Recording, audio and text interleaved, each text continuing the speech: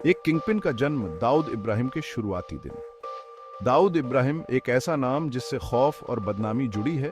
उसने अपनी जिंदगी की शुरुआत मुंबई के डोंगरी की छोटी गलियों से की थी। 26 दिसंबर 1955 को जन्मे दाऊद 11 भाई बहनों में से एक थे। उनके पिता इब्राहिम कासकर एक पुलिस कांस्टेबल थे। डोंगरी की तंग गलियों में पले बढ़े दाऊद को छोटी उम्र से ही गरीबी और मुश्किलों का सामना करना पड़ा। जल्दी पैसा और ताकत के आकर्षण ने युवा दाऊद पर एक लंबी परछाई डाली। डोंगरी का लड़का जल्द ही दुनिया के सबसे वांछित अपराधियों में से एक बनेगा। गलियों से अंडरवर्ल्ड तक एक गैंगस्टर का उदय। मुंबई की खतरनाक गलियां दाऊद का ट्रेनिंग ग्राउंड बन गईं। उसने छोटी मोटी वारदातों से शुरुआत की, लेकिन उसकी महत्वाकांक्षा की कोई सीमा नहीं थी। चहल पहल वाले डॉक और भीड़ भाड़ वाले बाजारों ने जल्दी पैसा कमाने की चाहत रखने वाले एक युवक के लिए काफी अवसर प्रदान किए। दाऊद के चालाक दिमाग और परिस्थितियों का फायदा उठाने की क्षमता ने जल्द ही स्थानीय गैंगस्टरों का ध्यान खींचा। वह हाजी मस्तान के नेतृत्व वाले एक गैंग में शामिल हो गया, जो एक कुख्यात तस्कर था जिसका मुंबई के अंडरवर्ल्ड पर राज्य था। मस्तान के संरक्षण में दाऊद ने अपने कौशल को निखारा, तस्करी और जबरन वसूली के गुर सीखे। हालांकि दाऊद दूसरे दर्जे में रहकर खुश नहीं था। उसे शक्ति और स्वायत्तता की लालसा थी। उसकी महत्वाकांक्षा के कारण मस्तान से अनबन हो गई और दाऊद ने अपना गैंग बनाने का फैसला किया। इसने उसके जीवन में एक महत्वपूर्ण मोड़ लिया, क्योंकि उसने अपनी दहशत का राज्य स्थापित करने के लिए परछाई से बाहर कदम रखा। डी कंपनी एक आपराधिक साम्राज्य का निर्माण।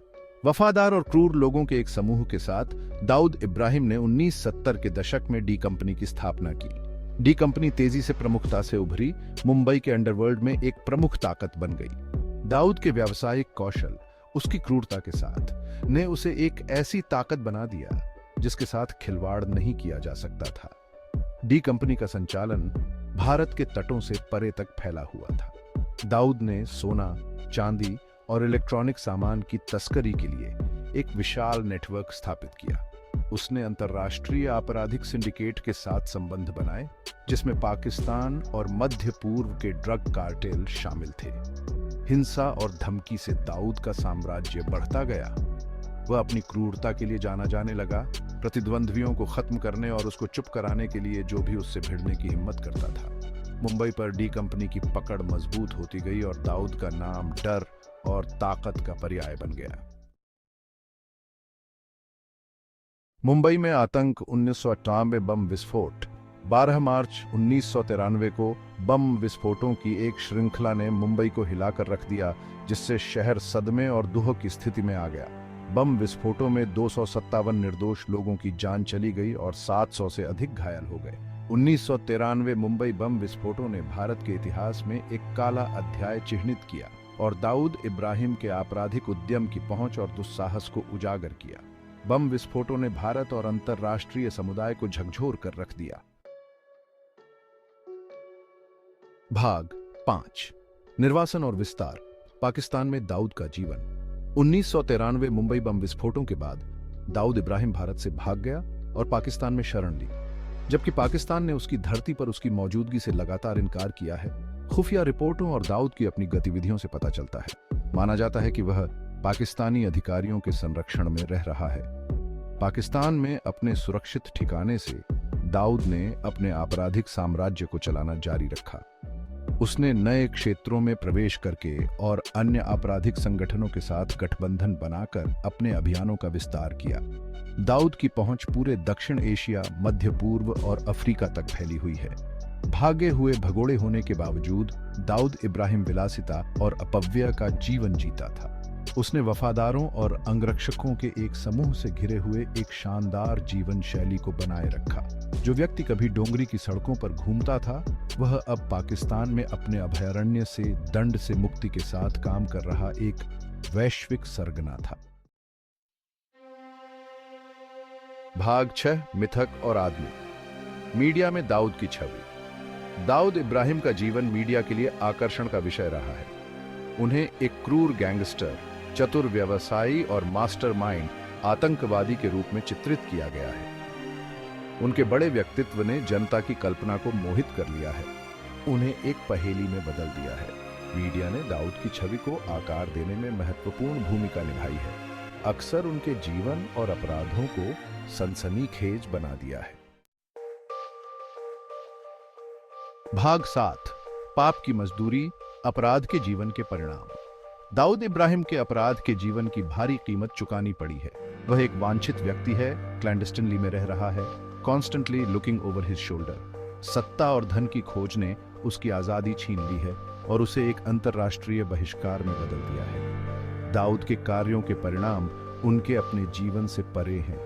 उनका परिवार भी उनके आपराधिक उद्यम से अछूता नहीं रहा है। उनके भाई शब्बीर इब्राहिम कासकर पुलिस के साथ मुठभेड़ में मारे गए थे, जबकि उनके अन्य भाई बहनों को जांच और कानूनी परेशानियों का सामना करना पड़ा है। दाऊद इब्राहिम की कहानी अपराध के जीवन के आकर्षण और खतरों के बारे में एक सतर्क कहानी है। यह एक अनुस्मारक है कि अवैध तरीकों से सत्ता और धन की खोज अंततः भय, अलगाव और पछतावे के जीवन की ओर ले जाती है। भाग 8, दाऊद की परछाई, उसका निरंतर प्रभाव। 3 दशकों से अधिक समय से क्लैंडस्टाइनली में होने के बावजूद दाऊद इब्राहिम का प्रभाव बड़ा बना हुआ है। वह वैश्विक अंडरवर्ल्ड में एक प्रमुख व्यक्ति बना हुआ है, जिसका नेटवर्क महाद्वीपों में फैला हुआ है। उसके नाम की फुसफुसाहट में अभी भी फुसफुसाहट होती है, जो उसके द्वारा पैदा किए गए डर का प्रमाण है। दाऊद का आपराधिक साम्राज्य, हालांकि उसकी अनुपस्थिति से कमजोर हुआ, काम करता रहता है। उसके लेफ्टिनेंट उसके विशाल नेटवर्क का प्रबंधन करते हैं, मादक पदार्थों की तस्करी, जबरन वसूली और अन्य अवैध गतिविधियों में संलग्न है। डी कंपनी के तंबू दूर दूर तक पहुंचते हैं, जो इसे अंडरवर्ल्ड में एक दुर्जेय शक्ति बनाते हैं। दाऊद इब्राहिम का निरंतर प्रभाव, यहां तक कि क्लैंडेस्टिनली से भी संगठित अपराध का मुकाबला करने में कानून प्रवर्तन एजेंसियों द्वारा सामना की जाने वाली चुनौतियों पर प्रकाश डालता है। यह इन आपराधिक नेटवर्क को ध्वस्त करने और उनके नेताओं को न्याय के कटघरे में लाने के लिए अंतर्राष्ट्रीय सहयोग और खुफिया जानकारी साझा करने की आवश्यकता को रेखांकित करता है। भाग 9, निष्कर्ष, एक आपराधिक मास्टरमाइंड की विरासत। दाऊद इब्राहिम का जीवन इतिहास महत्वाकांक्षा, क्रूरता और त्रासदी के धागों से बुनी गई एक जटिल टेपेस्ट्री है। वह मुंबई की मलिन बस्तियों से उठकर दुनिया के सबसे वांछित अपराधियों में से एक बन गया, जिसने अपने पीछे हिंसा और विनाश का निशान छोड़ दिया। दाऊद की विरासत मिश्रित है। वह पूजनीय और निंदनीय दोनों है। एक ऐसी शख्सियत जो समान रूप से भय और आकर्षण पैदा करती है। उनका जीवन इतिहास अंडरवर्ल्ड की मोहक शक्ति और अपराध के जीवन के विनाशकारी परिणामों की याद दिलाता है। जैसे ही दाऊद इब्राहिम के शासनकाल पर सूरज डूबता है, दुनिया यह देखने के लिए इंतजार कर रही है कि कभी खूंखार सरगना का क्या होगा। क्या उसे कभी अपने अपराधों के लिए सजा का सामना करना पड़ेगा, या वह हमेशा के लिए पहुंच से बाहर एक प्रेत बना रहेगा? समय ही बताएगा कि दाऊद इब्राहिम की कहानी का अंतिम अध्याय कैसे सामने आएगा। नेता टाइप आधा काम मत करो, सब्सक्राइब के साथ साथ बेल आइकॉन भी दबाओ।